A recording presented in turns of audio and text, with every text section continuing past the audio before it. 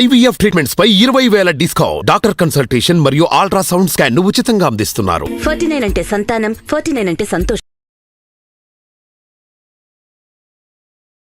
నమస్తే రమ్మగారు. నమస్తే జయ రమ్మగారు. ఇంటిని ఎప్పటికప్పుడు శుభ్రంగా క్లీన్గా ఉంచుకోవాలని ఉంచుకుంటాం కూడా. కానీ కొన్ని సందర్భాల్లో చేయలేకపోతాం. కొన్ని పనులు అలానే వదిలేస్తాం. కొంతమంది బద్దకించి మరీ వదిలేస్తూ ఉంటారు. మొత్తం క్లీన్గా సర్దుకున్నాం అనుకోండి, ఇప్పుడు షింక్లో గిన్నెలు అయి ఉంటాయి, తీసి బయట పెట్టేసామంటే కిచెన్ అంతా భలే ప్రశాంతంగా కనిపిస్తుంది. అప్పుడు ఒక పని చేయడానికి ఉత్సాహం అనిపిస్తుంది అండి. లేవగానే పక్క దుప్పట్లు కానీ బెడ్షీట్స్ కానీ మడత పెట్టరు, చాలామంది ఫోల్డ్ చేయరు, అట్లానే వదిలేస్తారు. ఇల్లు చేసుకుంటారు, తుడి చేసుకుంటారు, మిగతా అన్నీ అయిపోతాయి. కానీ ఎంత చేసినా ఆ రూమ్లోకి వెళ్తే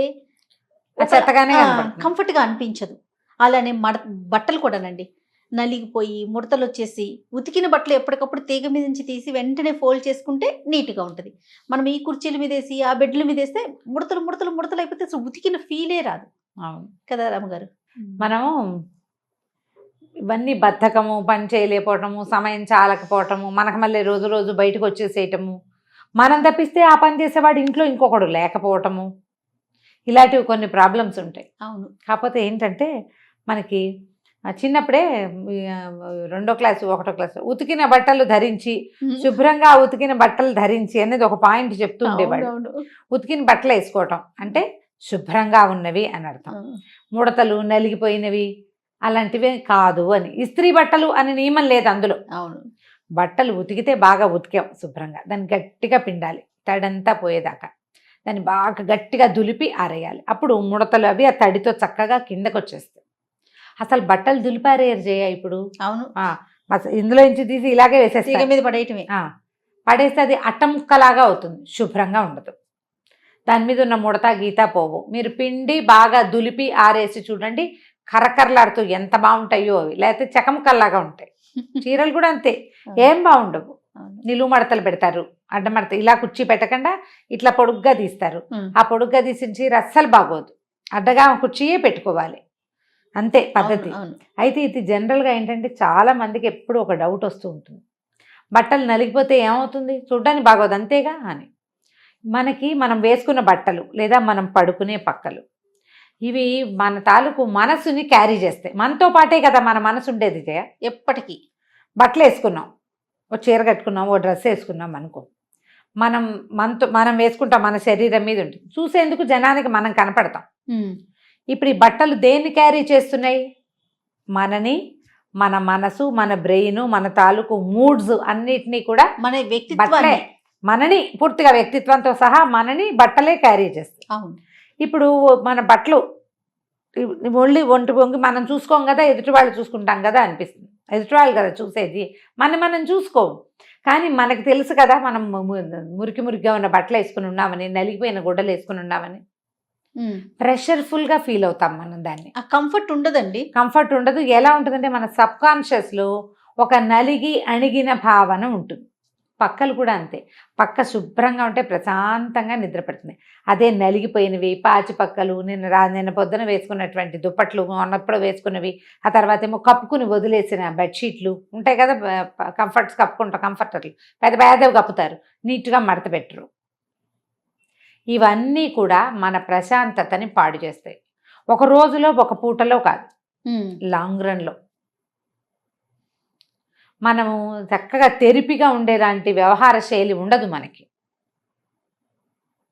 ఇల్లు కూడా అంతే, నువ్వు అన్నట్టు సింకులో గిన్నెలు, స్టవ్ గట్టంతా చీదరబాదరగా ఉంటే ఏం బాగుంటుంది. అవన్నీ క్లియర్ చేస్తే చక్కగా చిక్కు తీసిన ఫీలింగ్ ఉండి హాయిగా ఉంటుంది, అంతే.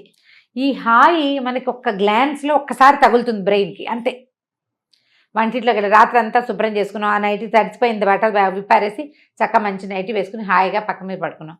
పొద్దున్న లేచి బ్రష్ చేసుకుని వంటింట్లోకి రాగానే వంటిల్లు తెరిపిగా ఉంటే ఒక చిక్కు తీసిన భావన మనకి 1 సెకండ్ వస్తుంది జయ. ఆ 1 సెకండ్ బ్రెయిన్ ఎంత బాగా యాక్టివ్ అయిపోతుందంటే ఆ రోజు పనంతా బాగా చేయగలుగుతాం.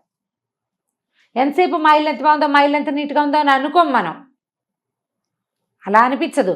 ఒక్క క్షణపు ప్రశాంతత మన మిగిలిన అన్ని పనుల మీద ప్రతిబింబిస్తుంది.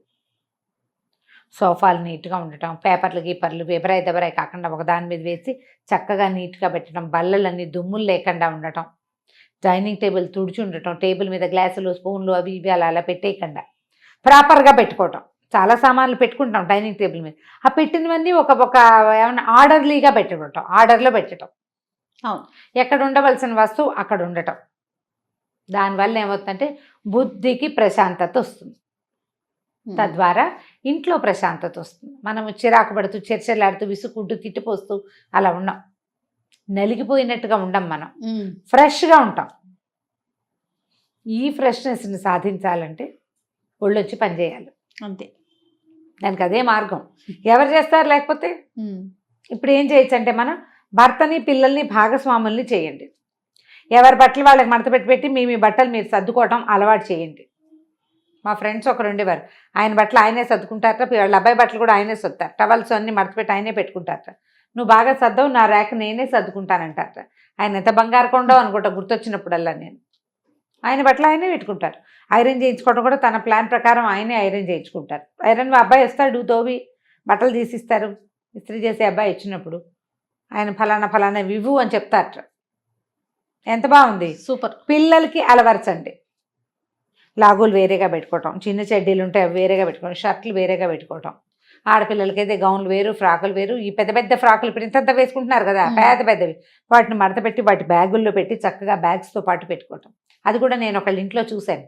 ఈ కొనుక్కొచ్చినప్పుడు ఒక బ్యాగ్లో వాళ్ళు పెట్టిస్తారు కదా షాప్ వాళ్ళు, ఆ బ్యాగ్స్ పడేసుకోలేదు వాళ్ళు. ఈ ప్లాన్ బాగుంది చూడండి. ఇప్పుడు మనం ఏం చేస్తాం, ర్యాకుల్లో ఆల్రెడీ బట్టలు ఉంటాయా, ఇంత పెద్ద గౌన్లు అందులో ఇరికించడానికి ప్లేస్ ఉండదు. వాళ్ళు ఇచ్చే బ్యాగ్ కరెక్ట్గా సరిపోతుంది. ఆ మడత ప్రకారం మడిచి నీట్గా రోల్ చేసి అందులో పెడితే ఆ బ్యాగ్ని అల్మార్లు పై అరలు కొన్ని ఒకటి ఖాళీగా ఉంచుకున్నాం అనుకోండి, ఈ 5-6 బ్యాగులు పిల్లలందరి దగ్గర ఈ పెద్ద గౌన్లు ఉంటున్నాయి.